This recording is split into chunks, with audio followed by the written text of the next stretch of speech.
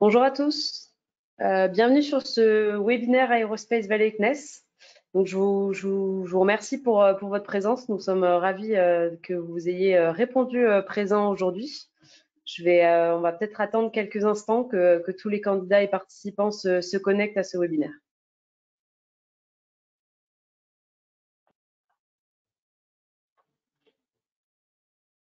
Présentons les challenges thématiques, donc biodiversité portée par Engie et énergie renouvelable portée par RWE. Donc on commencera par une présentation globale de l'appel à projet, donc avec une présentation de toutes les modalités de l'appel à projet, ainsi que une présentation par Robin du CNES, donc sur la partie financement. Ensuite, on fera un focus sur le challenge énergie renouvelable, donc pendant un quart d'heure où RWE présentera son challenge. Donc, ce sera présenté par Thibaut Gurmotière et Florent Violin.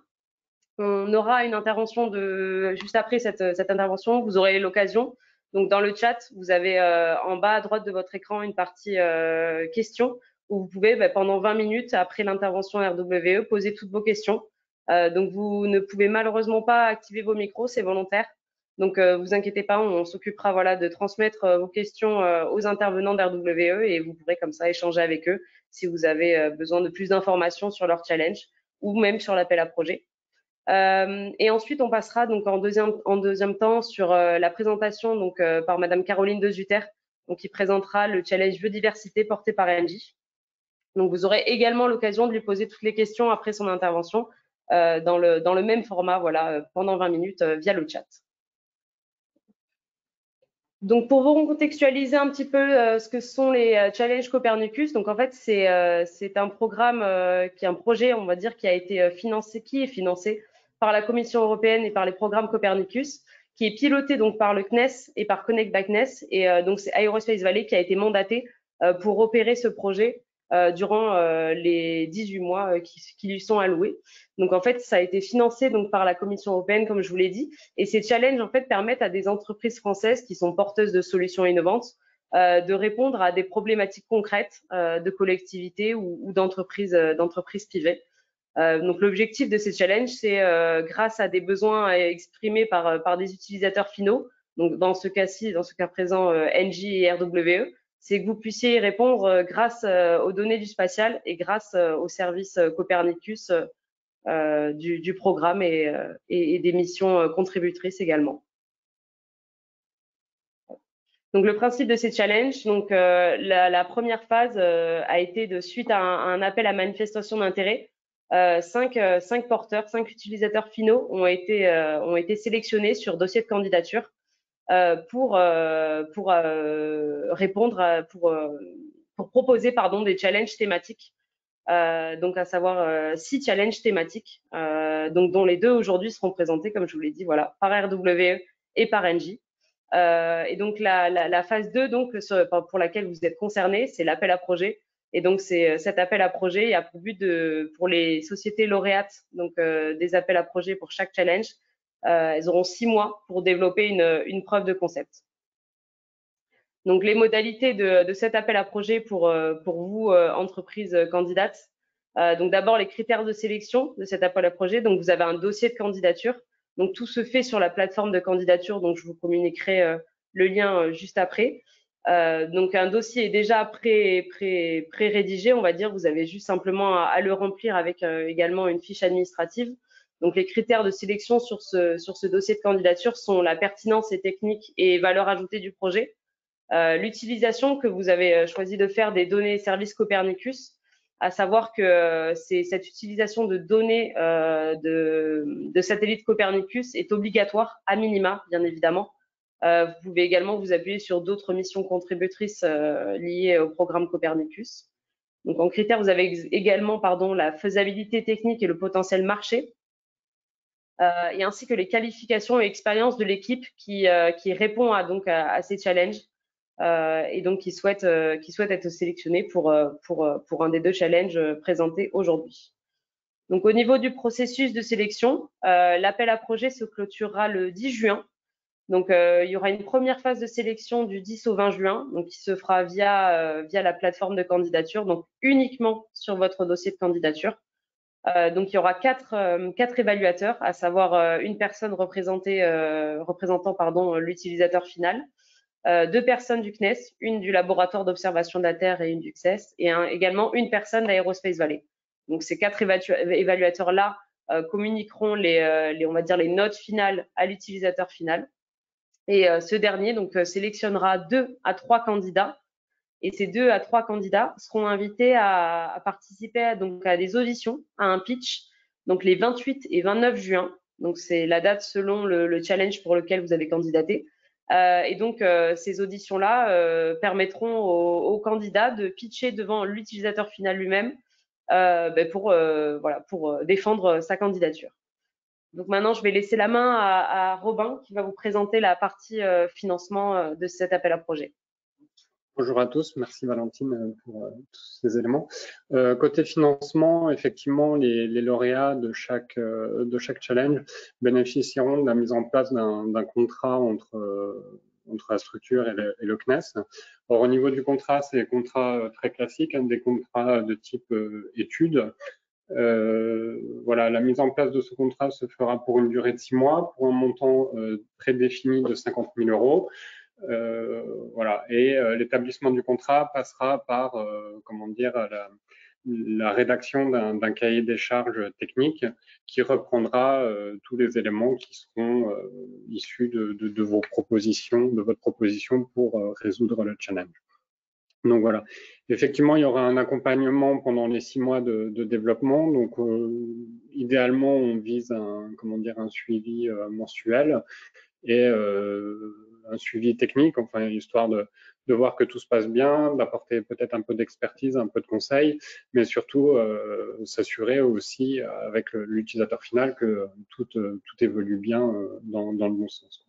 Donc voilà, pas grand-chose de particulier à rajouter à ce niveau-là. Merci beaucoup, Robin. Donc, on passe aux derniers éléments donc, sur l'appel à projet. Au niveau des critères d'éligibilité, cette ME et ETI française, donc immatriculée au RCS, on ne fait absolument aucune distinction si vous êtes membre Aerospace Valley, si vous êtes membre ESABIC Nord, ESABIC Sud. Voilà, ça fait pas du tout partie de nos critères de sélection ou d'éligibilité. Donc c'est vraiment ouvert à tout et de manière à toutes les entreprises. Donc comme je vous l'ai dit, start-up, PME, OTI, de manière nationale. Voilà, il n'y a aucun critère de région. Donc, au niveau des projets attendus, évidemment, comme je vous l'ai dit précédemment, les projets devront obligatoirement utiliser des données Copernicus à minima, donc avec d'autres types de données contributrices, données métiers. Évidemment, ils devront répondre aux challenges thématiques proposés par les utilisateurs finaux. Donc, pour en savoir plus par rapport à ça, par rapport aux attentes de chaque utilisateur finaux, vous pouvez retrouver sur la plateforme de candidature une annexe de présentation des challenges. Et donc, vous seront présentés les 6 challenges de manière un peu plus détaillée. Donc, comme vous pouvez le voir sur le support, là, chaque projet devra atteindre le niveau le plus avancé possible sur l'échelle de TRL, mais évidemment au niveau des attentes de chaque utilisateur final. Donc, ça varie entre chaque challenge.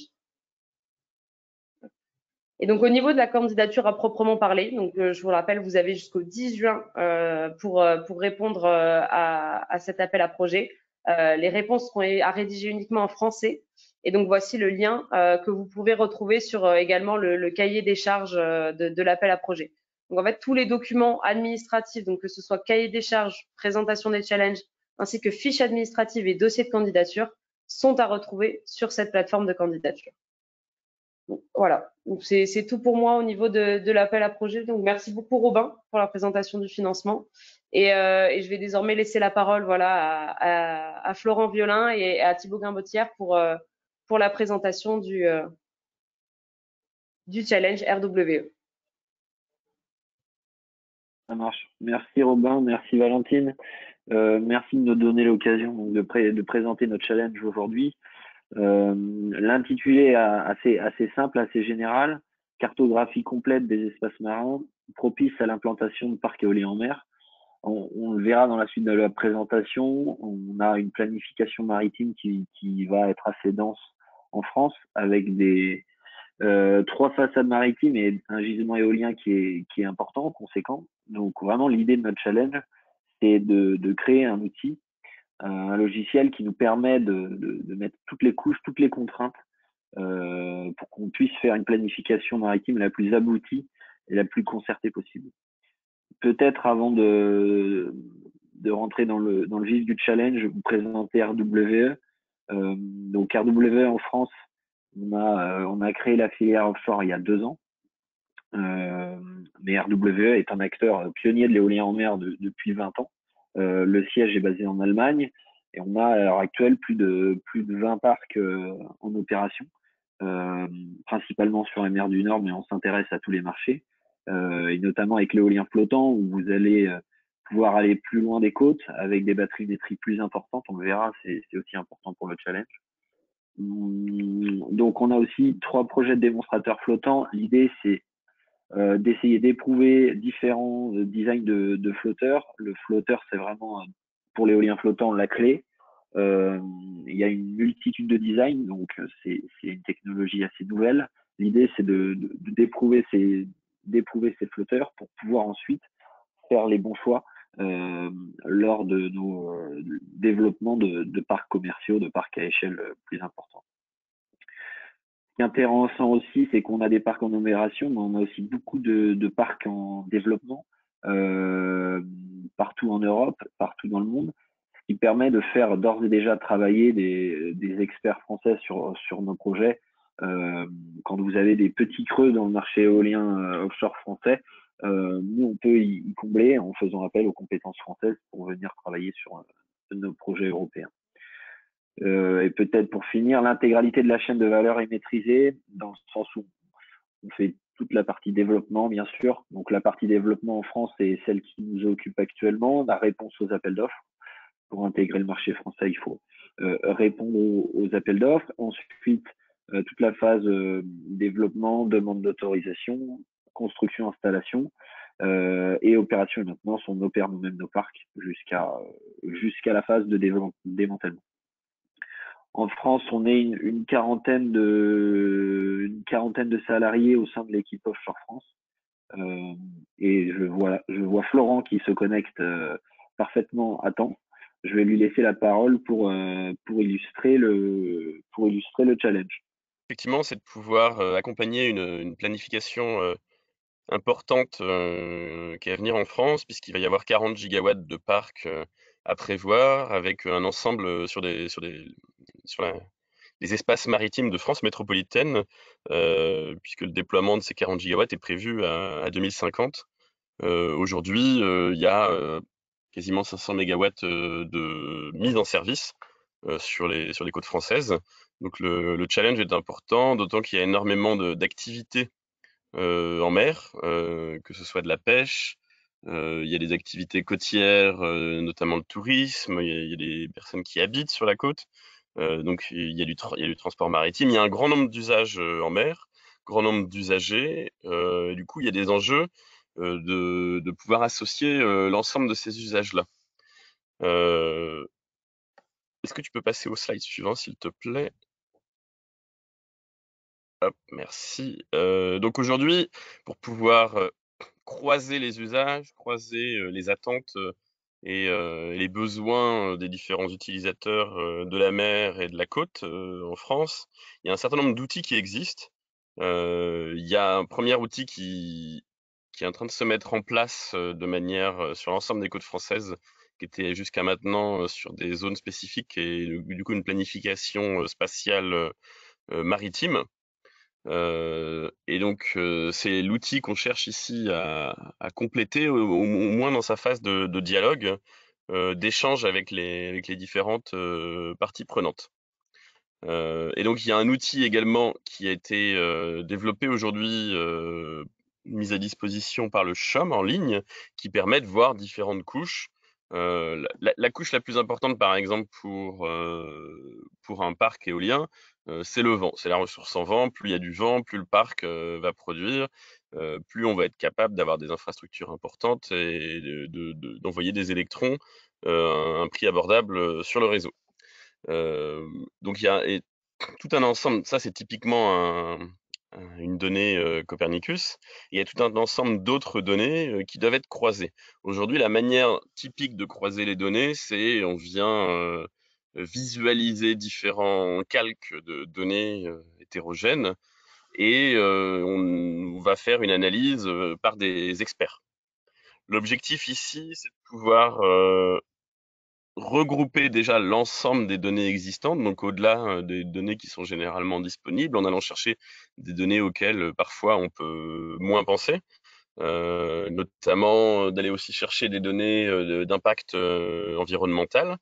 Et l'objectif, c'est vraiment d'être capable de présenter ces données de manière simple, pédagogique, pour que des non-experts puissent se les approprier. Et ensuite, c'est de pouvoir proposer une manière de croiser ces données qui sont très hétérogènes, avec des pas de temps généralement différents, avec des espaces généralement différents et qui vont représenter des choses qui sont assez difficiles à croiser. Et donc l'enjeu, c'est de pouvoir mettre en place des, des éléments de croisement de données pré-programmés pour qu'un utilisateur non expert puisse naviguer et se faire sa propre idée de ce qui serait la meilleure planification maritime sous son angle à lui, et commencer à comprendre l'angle d'autres parties prenantes. Donc c'est tout l'enjeu ici, c'est d'avoir un outil cartographique qui soit simple d'utilisation, qui permette de croiser un grand nombre de données très différentes et de se faire plusieurs scénarios sur des points de vue assez différents. Et donc, passons au dernier slide, s'il vous plaît. Et donc, du coup, il y a un grand nombre de données qui sont disponibles publiquement. Donc, on l'a dit tout à l'heure, les données Copernicus qui sont à la base de l'outil, et un certain nombre d'autres données, biodiversité, tourisme, trafic maritime, etc. Et donc, nous, on peut mettre à dispo du temps pour pouvoir d'experts, pour pouvoir aller chercher du coup certaines données spécifiques, métiers, certains savoir-faire sur le croisement de données, sur le type d'information qui est important selon les usages, selon les types d'usagers. Et donc on s'engage à mettre à dispo du temps de, de, de différents types d'experts au sein d'RWE, afin de bien comprendre l'enjeu et de bien vous aider à développer un outil qui soit le plus adapté possible. Et donc nous serons à disposition pour répondre à vos questions.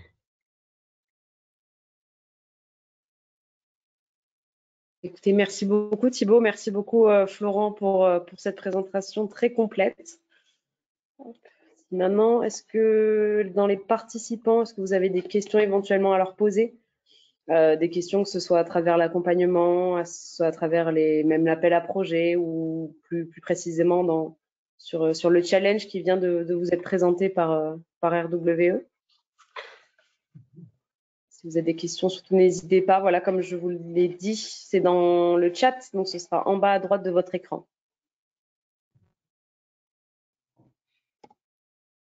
S'il n'y a pas de questions, peut-être que moi j'en ai une pour Thibaut ou Florent éventuellement, si vous pouvez un peu plus préciser en termes au niveau de vos attentes du challenge. Est-ce que à la fin vous attendez voilà quelque chose de commercialisable? Est-ce que vous attendez un service? Est-ce que vous attendez voilà au-delà de l'outil, voilà du logiciel, quelles sont vos attentes à la fin des 6 mois de preuve de concept? Alors l'idée, effectivement, sur une durée assez courte et avec probablement un grand nombre de données à croiser, il sera pas forcément, on n'imagine pas forcément au bout de 6 mois d'avoir un outil qui soit totalement finalisé, utilisable. Il s'agira peut-être de choisir des axes un peu plus spécifiques, par exemple, on va croiser de la ressource vent avec des sujets de biodiversité, ou avec des sujets d'impact visuel sur les côtes, etc. Tout dépendra finalement de l'expertise initiale de l'entreprise qui répond. On est vraiment très intéressé d'avoir des propositions auxquelles on ne s'attend pas forcément. C'est tout à fait l'objectif ici. L'idée, c'est probablement d'avoir un outil en ligne, Mhm. et et donc un outil qui pourra être, c'est pareil, en fonction du type d'axe qui sera choisi, on sera là pour aider à trouver le modèle économique qui va bien. Que ce soit donc de vendre des outils aux développeurs comme nous, que ce soit de vendre des outils à différentes parties prenantes, ou alors que ce soit d'aller chercher avec les fédérations, etc., d'aller chercher des modes de financement public ou de mise à disposition du public de ce type de plateforme-là. Donc en fait, en fonction de la complexité et du coût d'infrastructure, etc., de l'outil, on sera là aussi pour appuyer sur la définition du modèle économique. D'accord. Ok. On a des questions entre-temps. Merci beaucoup pour la précision. On a des questions entre-temps qui sont apparues.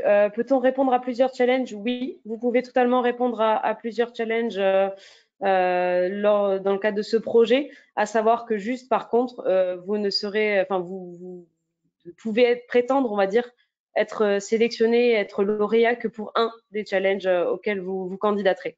Donc, vous pouvez tout à fait éventuellement, par exemple, candidater au challenge de RWE et d'Engie. À savoir évidemment que le dossier de candidature devra être vraiment propre à chaque challenge et vous devrez répondre vraiment de manière départagée à chaque attente et ne pas juste, si je peux me permettre, copier-coller, on va dire, 2 dossiers de candidature pour les 2 challenges. Et vous ne pouvez prétendre donc à être sélectionné qu'à l'un des deux. Voilà. On a d'autres questions pour vous. Tac, tac, tac. Est-ce qu'il y a des obstacles majeurs déjà identifiés par RWE? Il y a certaines données qui sont intéressantes, qui sont publiques, mais pas faciles à récupérer. Par exemple, des données d'océanographie, des données de océanographie physique ou des données de géophysique.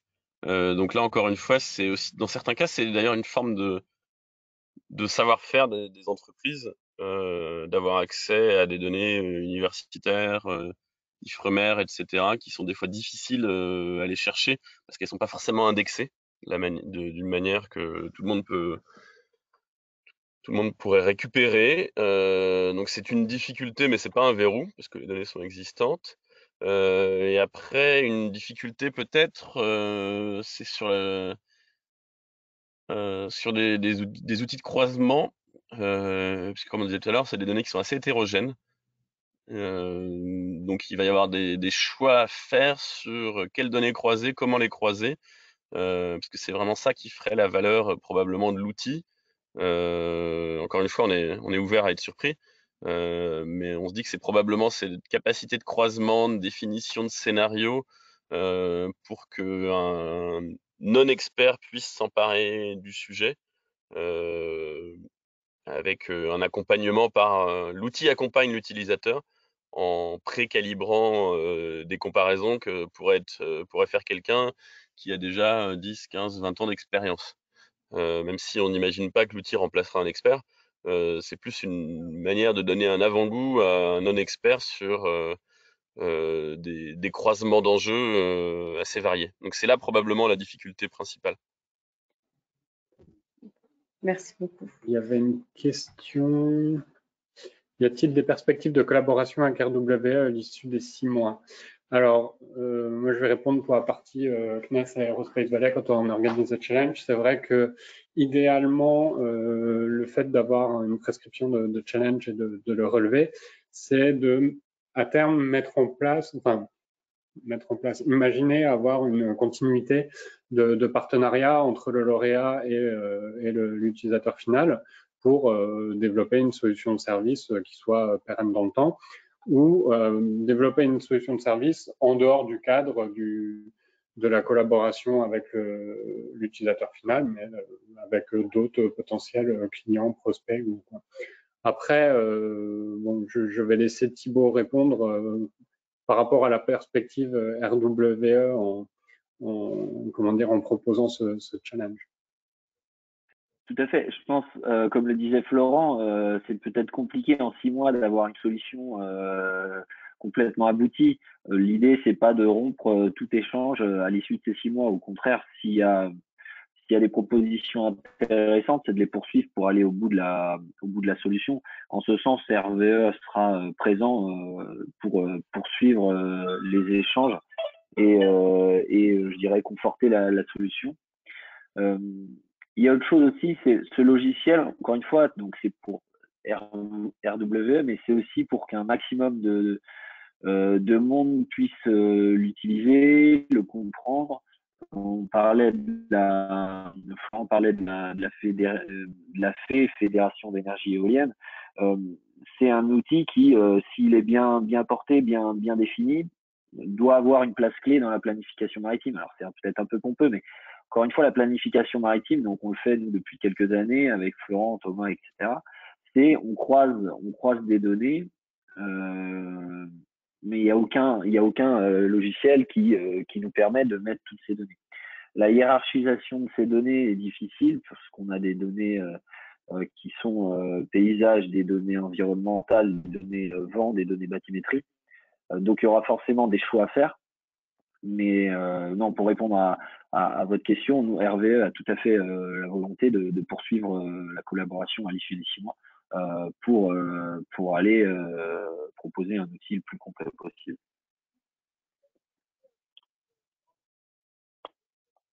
On a d'autres questions, notamment une concernant un peu en lien avec la question que je vous ai posée. Quelle est la priorité d'utilisation de l'outil? Est-ce que c'est en interne pour RWE ou est-ce que c'est pour une co-commercialisation à des tierces? Alors, Amy, je peux peut-être prendre celle-là. Ouais, je te laisse. Ouais, initialement, donc première étape, Thibaut y a aussi un peu répondu. Première étape, c'est en interne RWE avec en accompagnant sur le terrain, en allant avec l'outil sur le terrain, rencontrer les parties prenantes. Donc ça, c'est le premier usage. Et à terme, effectivement, c'est d'avoir un outil qui puisse être diffusé plus largement. Et c'est là où on en revient à ce dont on parlait, et donc qui puisse être utilisé sans avoir du personnel RVE autour. Et donc c'est là où justement on travaillera à trouver le modèle économique qui permet de rendre viable cet outil-là au-delà de l'usage interne RWE. Ok, merci. Je vais passer peut-être la parole à Robin pour une question. Question CNES, effectivement. La question étant, les 50 000 euros sont-ils financés à 100% soumis à la règle des minimis? Alors oui, les 50 000 euros sont financés à 100%. Concernant la règle des minimis, alors je suis pas spécialiste, je suis pas acheteur au CNES. J'aurais tendance à dire que oui, mais ça nécessite quand même de prise de renseignements de ma part en interne. Et en fait, je vous invite à m'écrire en privé et à me donner le nom de la société en question et on pourra vérifier ça de notre côté. Donc, pour l'auteur de la question ou pour d'autres potentiels intéressés, n'hésitez pas à m'écrire en privé pour résoudre ce point, pour éclairer ce point. Voilà. Merci. Merci Robin. D'autres questions pour vous? À quelle résolution spatio-temporelle attendez-vous ces données géophysiques? Tout dépend des données, je serais tenté de dire. Alors pour géophysique, nature des sols par exemple, c'est assez difficile d'avoir des données très précises. Sinon, faut lancer une campagne et acheter une campagne et les données qui vont avec le traitement. Donc là, on n'est pas du tout dans cette échelle-là. Là, on est vraiment dans une échelle de données publiques, donc c'est très grosse maille. Sur les données géophysiques métocéans, donc là, c'est typiquement de la donnée Copernicus, donc il va très très bien pour ce dont on a besoin. Donc oui, tout dépend de la source de données, mais effectivement, comme on reste sur de la donnée publique, pour de la donnée qui est complexe à aller chercher, typiquement des données qui demandent des campagnes privées, on n'attend pas ce type de résolution. Merci. Attendez-vous une modélisation 3D et temporelle de ces données, rendues par Voxel, par exemple? Ça semble une bonne idée, mais ça fait partie des choses à proposer, je pense, typiquement. D'autres questions pour vous, il y en a pas mal qui arrivent au compte-gouttes. Quels sont les pourcentages de précision et de recall auxquels on s'attend pour des algobacs et de la plateforme souhaitée? Est-ce que vous pourriez répéter la question? Pardon. Quels sont les pourcentages de précision et de recall auxquels on s'attend pour des algobacs et de la plateforme souhaitée? Eh bien, Tu saurais je pense que je ne saurais comment. pas répondre, Thibaut. Je ne sais pas si tu saurais répondre. Non, moi, je ne sais pas répondre à cette question. Non. Peut-être que On ça, mettra en justement, face c'est une question. des gens qui Pardon. sauront répondre aux questions. Quand Oui, oui, ouais. Oui, peut-être que ça, c'est quelque chose qui pourrait être vu justement dans le cadre de la collaboration entre le lauréat et l'utilisateur final, ou c'est dans Mm. ces moments-là où vous pouvez faire appel à l'expert technique du CNES pour le coup, qui, je pense, saura plus vous répondre même que moi. Voilà. Je pense que ça, c'est peut-être quelque chose qui pourrait être vu si la personne voilà, qui pose cette question est sélectionnée en tant que lauréat, qui pourrait être vu voilà, avec les experts techniques du CNES plus en détail pendant le développement du POC.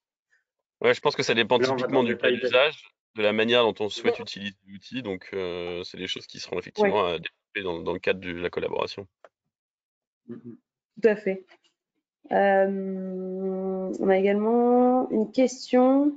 Avez-vous un a priori sur le modèle économique et le modèle de déploiement du logiciel attendu? SAS, on-premise? Alors, idéalement, si on arrive à trouver un modèle économique qui marche bien en SAS, ce serait top. Euh, Très bien. C'est pas une obligation, mais ce serait intéressant de pouvoir avoir un système de plateforme commercialisable. Ouais. Il y avait une question à propos de à qui revient la propriété industrielle de la solution développée. Tout à Alors fait. ça, il me semble que c'est un aspect qui est prévu dans la convention de partenariat Tout à fait. entre le end user et le lauréat. Oui, tout à fait. Alors, nous, dans le cadre de l'organisation de ce projet, c'est vrai qu'on a décidé avec le CNES de mettre en avant sur cette partie de l'API le lauréat. Dans la logique des choses, comme le lauréat est financé, et celui qui est financé par le CNES et celui qui travaille sur le développement du POC. Dans la logique des choses, c'est le lauréat qui est détenteur de la propriété industrielle et intellectuelle de ce qui sera développé au terme des 6 mois de POC. Et moi, je rajouterais juste du point de vue CNES, enfin dans le marché qui sera établi entre le CNES et le lauréat, au niveau de l'API, en fait, le CNES accordera une concession. Donc, c'est-à-dire comment dire, on ne demande rien, on ne demande à rien garder. Ce sera la personne qui développe le POC qui aura les droits de propriété industrielle. Et une dernière question pour vous, Thibaut et Florent. Avez-vous déjà eu une étape de benchmark ou de sourcing préalable à cet appel à projet? Si oui, quelles ont été vos conclusions et pourquoi vous tournez vers cet appel à projet? Alors, on a fait un Je peux benchmark sur répéter les questions. on a fait un benchmark sur les outils qu'on utilise classiquement, à savoir tout simplement QGIS avec des calques qu'on positionne nous-mêmes. Donc on a déjà fait une étape ou plusieurs même selon les pays, mais en France on l'a fait assez récemment l'exercice, on est encore en train de le faire. On a cité tout à l'heure l'outil du CHOM qu'on a testé. Donc voilà, pour l'instant le benchmark est fait. Mais on n'a pas fait de benchmark sur des plateformes qui permettent réellement de croiser des données. On a pour l'instant fait plutôt de l'affichage et la version dont on parlait tout à l'heure de mode expert, c'est-à-dire quelqu'un prend différents calques, les regarde, les compare et se fait son avis. Et par contre, sur une version pédagogique, simple, avec du croisement de données préétabli, ça, on n'a pas fait de benchmark là-dessus. Merci beaucoup pour la réponse. Je crois qu'on a fait le tour de toutes les questions.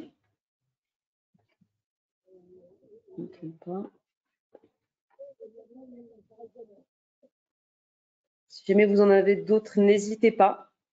Il vous reste encore du temps. Si jamais, on peut passer à la suite. Si Madame de Zutter est connectée avec nous, on peut éventuellement passer à la présentation du challenge d'Engie. On ne malheureusement pas connecté. Ouais, on avance. Amit, je veux bien compléter une des questions qu'on a eues tout à l'heure par rapport au fait de pouvoir travailler avec RWE. Bien sûr. Il faut effectivement avoir en tête, c'est ce dont Thibaut parlait tout à l'heure sur l'introduction, présentation d'RWE.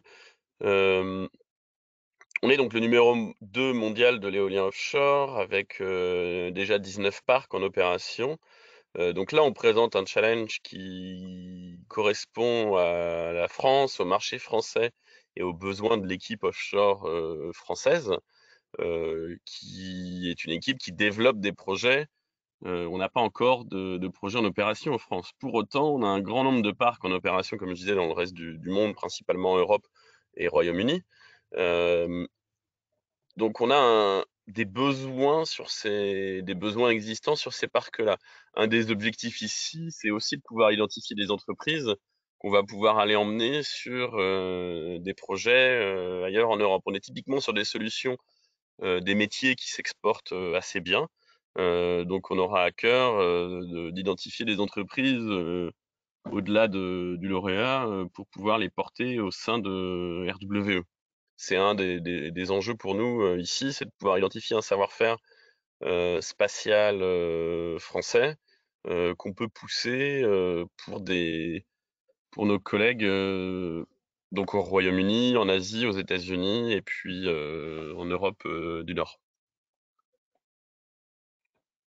Si vous avez d'autres questions éventuellement sur le challenge RWE, c'est l'occasion, ou même sur les appels à projets de manière générale.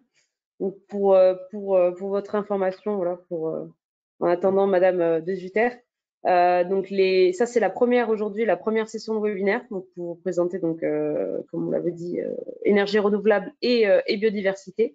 Et on a deux autres sessions de webinaire, dont une qui aura lieu le mercredi 10 mai. Donc il se sera présenté le challenge aménagement, donc par le GIPAGERI, ainsi que le challenge climat et santé qui sera présenté par Canopy Med. Et le vendredi 12 mai seront présentés les deux challenges portés par RTE, donc la Société de réseau de transport d'électricité, donc sur une partie plus sécurité des infrastructures. Donc ces deux sessions auront lieu sur un même temps, donc de 10h à 11h, de 10h à 11h30 pour moi. Et vous avez les liens de connexion si vous souhaitez y participer sur, toujours pareil, la plateforme de candidature de l'appel à projet. Ouais. Sur votre challenge, la parole est à vous. Ok, merci beaucoup. Bonjour à tous. Merci de participer au challenge. Je m'appelle Caroline de Zutter, je suis chef de projet biodiversité à la direction recherche et développement du groupe Engie dans un laboratoire de recherche qui s'appelle le CRIGEN et dans un lab qui s'appelle Environnement et Société, donc qui regarde les aspects environnementaux et sociétaux des différents métiers du groupe Engie. Et le challenge que j'ai proposé pour ce challenge porte sur les impacts des parcs éoliens offshore sur les écosystèmes marins et côtiers. Donc, on peut... Donc, je vous ai mis quelques informations sur le CRIGEN, donc, qui est le laboratoire de recherche historique Gaz de France, qui s'est enrichi avec l'arrivée de Suez Environnement et puis GDF qui est devenu Engie, et donc qui s'intéresse beaucoup au gaz, puisque c'est quand même un lab historiquement porté sur les métiers du gaz. Et donc, on a plusieurs... dans le laboratoire de recherche CRIGEN, on a plusieurs labs thématiques sur 3 thématiques principales. Les nouveaux gaz... Alors, excusez-moi, hop. Je vais juste mettre en plein écran parce que j'ai l'impression que je ne vois pas la même chose que vous.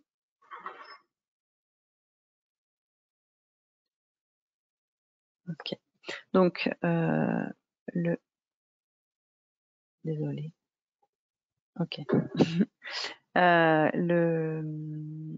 Un sur les nouveaux gaz, pardon, un sur les nouveaux usages de l'énergie et un sur les technologies émergentes. Vous avez quelques chiffres clés. Je ne sais pas si c'est nécessaire que je rentre dans le détail. On peut peut-être passer. Ah, j'ai un problème d'affichage. Est-ce que vous pouvez m'aider? Comment est-ce que je remets l'écran que vous affichez en affichage principal? Vous avez normalement en bas au niveau de la barre des fonctionnalités, vous avez le logo GoToWebinar.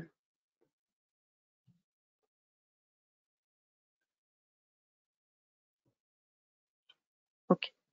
Alors, pardon hein, pour l'interruption. Donc le contexte du challenge, donc c'est l'éolien offshore et si je ne me trompe pas, c'était le sujet aussi du webinaire précédent. Donc il y a peut-être déjà pas mal de choses qui ont été dites sur le sujet, mais qui est donc un mode de production de l'énergie en fort développement et pour lequel il y a pas mal d'enjeux de partage de l'espace maritime avec d'autres activités économiques comme le transport, la pêche et également des enjeux sociaux et environnementaux, donc des impacts sur les écosystèmes ou même d'aspects paysagers pour les habitants côtiers.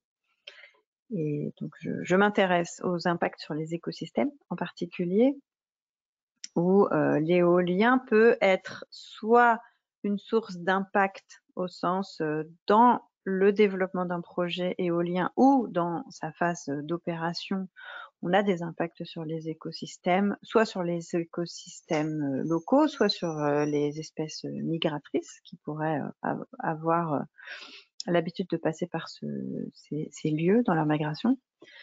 Et potentiellement aussi, l'éolien, ça peut être une opportunité d'être un lieu de refuge. Donc, dans certains cas, quand il y a un peu compétition entre l'éolien et la pêche, et que les zones de pêche sont repoussées un peu plus loin, un parc marin peut potentiellement devenir un lieu de refuge. Modulo le fait qu'il ne représente pas une gêne supérieure à sa capacité de refuge. Donc ça, c'est un peu le contexte. C'est le développement de l'éolien en général. Et donc les enjeux du challenge, c'est identifier les écosystèmes qui sont présents le long des côtes, un petit peu partout dans le monde, hein, puisque l'éolien se développe partout dans le monde et que Engie est un groupe international. Mais aussi parce que on n'est pas seul, quoi. Et c'est une énergie qui va se développer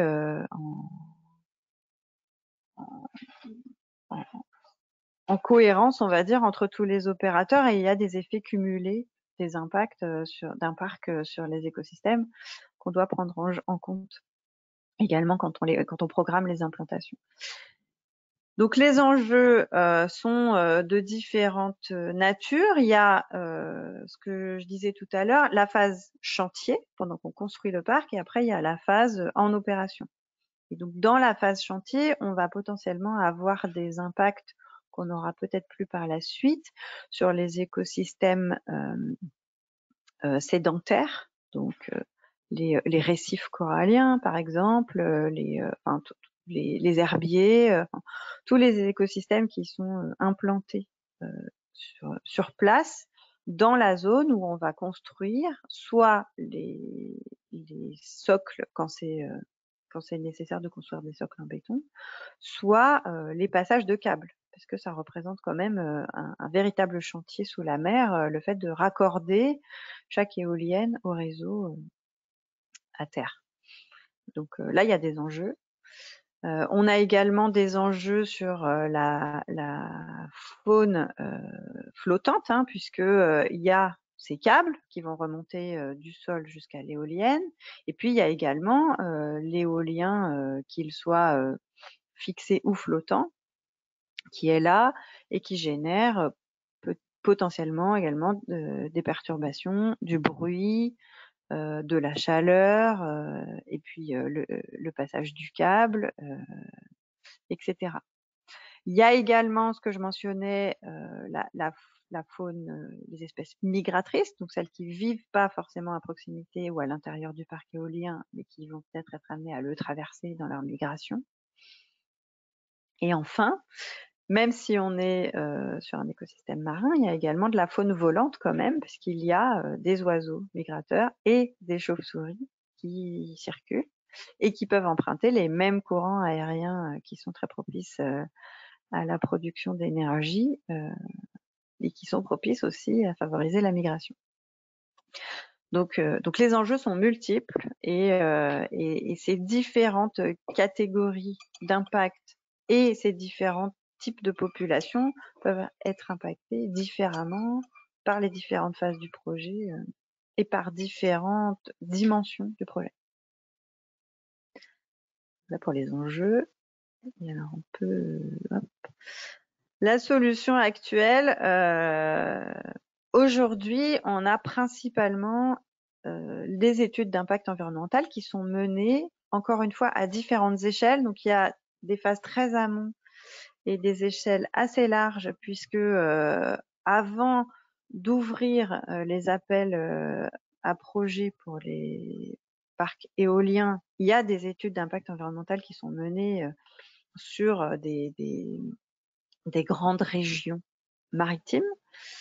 Et puis après, il y a les études d'impact environnemental qui sont menées par chaque projet individuellement et qui, elles, prennent peu en compte l'effet cumulatif des différents parcs. Mais tout ça, ça représente des quantités d'études, des quantités de données qui sont collectées ou analysées selon un prisme, hein, donc soit selon le prisme plus institutionnel pour gérer ces grandes régions, soit selon le prisme de l'opérateur quand il développe son parc, et donc à des échelles géographiques qui sont également différentes, qui sont pas forcément agrégées et qui sont pas forcément faciles à partager, parce que c'est des dossiers. Alors, il y a des initiatives, hein, il y a des sites maintenant pour déposer les résultats et les données des études d'impact. On est quand même encore dans la transition entre un monde à l'ancienne avec tout un tas de dossiers PDF et un monde où on aurait des données facilement exploitables à disposition de tous à des mailles qui peuvent être fines ou globales. Et donc, l'objectif pour nous du projet, c'est de pouvoir identifier les données existantes qui pourraient nous renseigner sur les différentes catégories de biodiversité présentes et les localiser géographiquement dans l'optique de pouvoir faire. Alors, c'est une illustration, hein, la carte que j'ai mis là, mais effectivement, le but ultime, c'est de pouvoir dire, j'arrive à cartographier des zones d'enjeu pour aller viser des implantations là où les perturbations seraient minimes, ou alors là où l'effet récif, si j'arrive à le développer, serait le plus bénéfique. Donc voilà, l'attendu, c'est à la fois le contenu, donc les données qu'on va pouvoir valoriser, et le format facile à observer et à exploiter de la carte. Donc, dans les données qu'on peut utiliser, il y a bien évidemment les données Copernicus qui sont nombreuses et assez riches, où il y a des données dans le catalogue global, il y a des données dans le catalogue Marine Green Ocean qui nous ont semblé assez intéressantes. Et puis, il y a même des indicateurs sur l'état de l'océan qui sont disponibles. Et donc, on pense qu'il y a quand même des belles opportunités de creuser ces données pour produire le résultat attendu. Et puis après, on peut les compléter avec des données open data qui sont aujourd'hui disponibles en ligne, et potentiellement avec des données qu'on a déjà acquis en interne d'Engie. Voilà. Je ne sais pas en termes de timing si je suis dans les clous, si j'ai été un peu débordée. C'est parfait. C'est parfait. Vous pouvez même encore déborder si vous avez plus de choses à dire, si éventuellement vous avez pensé à d'autres éléments à apporter éventuellement aux candidats par rapport à vos attentes pendant ces 6 mois de POC. Enfin, c'est vraiment, vous pouvez continuer encore 5-10 minutes si vous le souhaitez même. Alors il y a un élément peut-être que j'ai pas mis dans les slides, mais on travaille aujourd'hui déjà sur des outils SIG, donc le top du top, c'est que le résultat de ce challenge, on puisse l'intégrer dans nos outils. Donc aujourd'hui, on travaille principalement sur une solution. J'ai le droit de donner des noms de solutions. On travaille sur une solution ArcGIS Enterprise. Voilà, donc on aimerait bien que le résultat, on puisse l'intégrer sur notre socle logiciel pour pouvoir l'utiliser par la suite et le déployer, le développer. Voilà. Pour le petit complément technique. D'accord. Merci beaucoup en tout cas pour cette présentation, pardon. On a une question qui concernait RW, mais ça s'applique absolument à tous les utilisateurs finaux par rapport à qui seront les contacts du lauréat chez les utilisateurs finaux. Donc ça, ce sera quelque chose, je pense, à déterminer entre l'utilisateur final directement et le lauréat lors de la sélection du lauréat. Donc tout ça se fera courant de l'été, je pense. Donc normalement, on vous annoncera les décisions prises par les utilisateurs finaux pour la sélection du lauréat vers le 30 juin, voire début juillet. Et donc après, toute la partie, voilà, comme vous l'avez présenté, Robin, du financement du contrat avec le CNES se fera courant de l'été, je pense. Je le regarde pour confirmer avec lui. Idéalement, ouais, mise en place des contrats durant l'été pour que ça commence en septembre. Voilà, idéalement. Voilà, idéalement. Dans le meilleur des mondes, là, voilà, le début des travaux se ferait pour début septembre jusqu'à février 2024. Donc voilà, pour les 6 mois de POC. Est-ce que les participants ont des éventuelles questions à poser à Caroline, que ce soit sur des questions techniques, sur les attentes de ce challenge? Je vous laisse le temps d'écrire éventuellement dans le chat si vous avez des questions à lui poser. Oui, ça arrive. Y a-t-il des zones côtières à privilégier en particulier, France, Europe ou monde, où Engie reste ouvert? Engie reste ouvert. Il y aura peut-être des zones privilégiées, mais dont on pourra discuter avec le lauréat quand on aura passé la partie contractuelle éventuellement.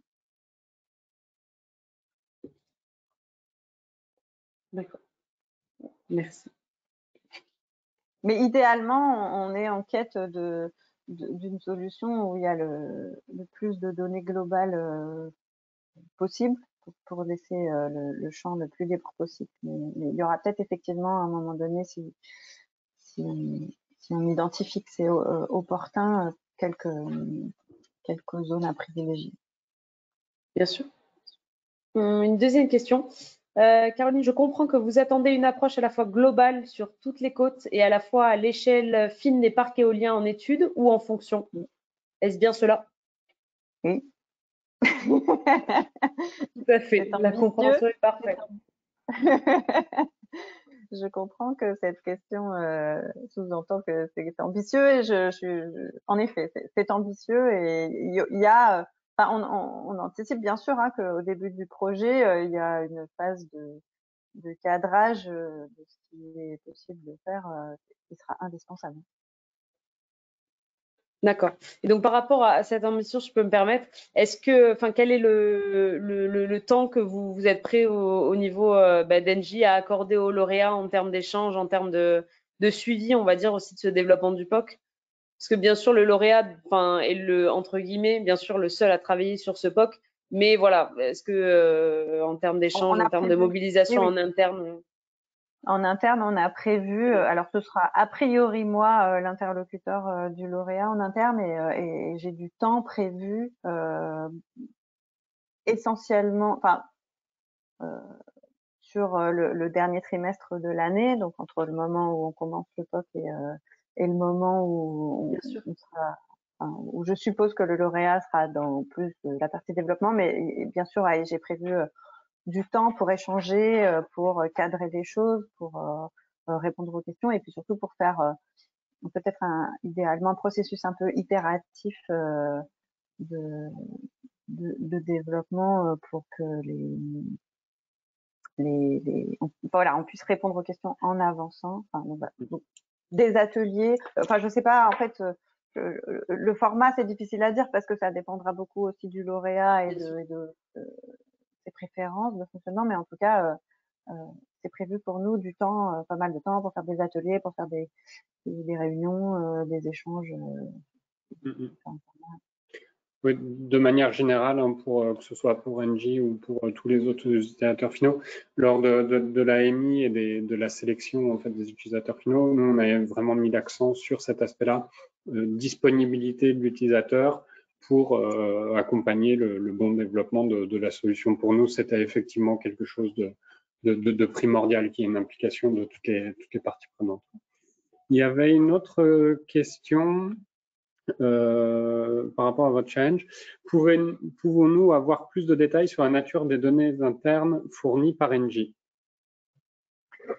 Oui, alors j'ai donné l'exemple du WDPA qui est une base de données des zones à enjeu pour la biodiversité, qui est une base de données payante avec toutes les zones catégorisées par l'UICN selon les enjeux de biodiversité, avec des zones qui s'appellent des Key Biodiversity Areas, donc des zones clés pour la biodiversité, avec les espèces classées dans la liste rouge de l'UICN. Enfin, il y a différentes bases de données naturalistes qui sont réunies dans cette grosse base de données à laquelle Engie a accès. Ensuite, selon on peut avoir quelques données internes sur les parcs ou les zones de développement potentiel. Mais bon, ce que je disais tout à l'heure, ça sera plutôt une question qu'on pourra aborder une fois le projet lancé. Et potentiellement aussi un petit peu d'informations sur les enjeux qui ont déjà été soulevés dans des parcs en développement. Je sais pas si ça répond. Merci. Dernière question, ou avant-dernière, je ne sais pas. Avez-vous prévu sur les projets locaux d'engager les parties prenantes locales pour obtenir des données plus précises et ou complètes localement, en fonction de collaboration de la plateforme cible? Alors, dans le cadre du challenge, on n'ira pas jusque-là. Par contre, évidemment, pour chaque projet développé par Engie, il y a la mobilisation des parties prenantes.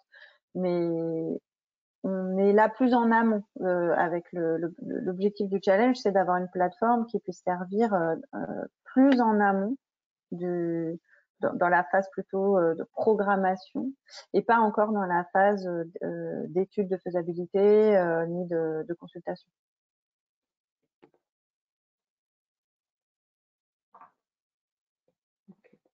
C'est très clair.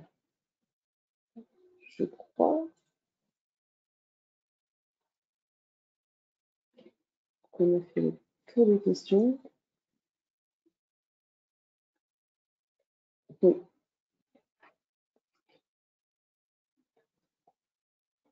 Oui, il me semble bien qu'on a fait le tour de toutes les questions. Non.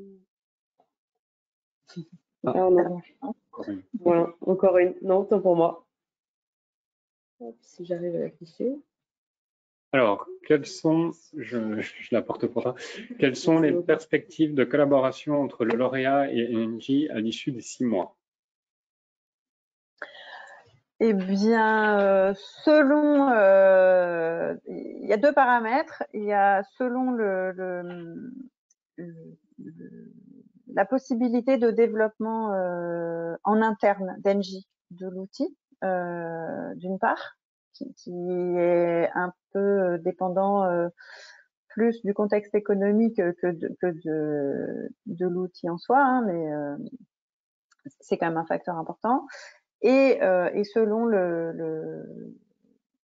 l'opérationnalité immédiate de l'outil, il y a différents types de collaboration, c'est-à-dire soit on se dit à la fois l'outil il est déjà presque opérationnel et il y a un besoin fort et alors à la suite du challenge on continue la collaboration dans un mode